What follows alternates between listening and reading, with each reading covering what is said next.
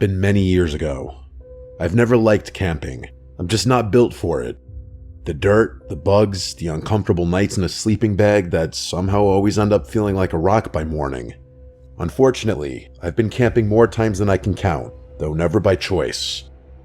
My dad is one of those rugged, wilderness-loving types, and every summer when I was a kid, he dragged me out into the woods with his equally rugged friends to disconnect from technology and reconnect with nature. By the time I hit sophomore year of high school, I'd had enough of suffering in silence.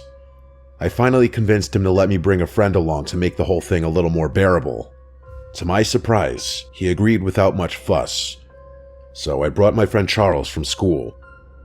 Now, you'd think bringing Charles would have made it worse, considering he was a hardcore Boy Scout back in the day and actually loves camping, but Charles was cool about it.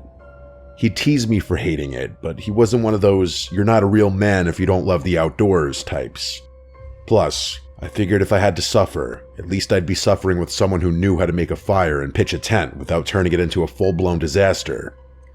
He was stoked to come, partly because he loves camping, but also because, back then, he looked for any excuse to get away from his parents. Unfortunately, the trip didn't go as planned from the start. It turned out that one of my dad's friends had messed up the campsite booking. Instead of some remote, peaceful spot deep in the woods, we ended up at this crappy, overdeveloped campsite. I'm talking indoor bathroom,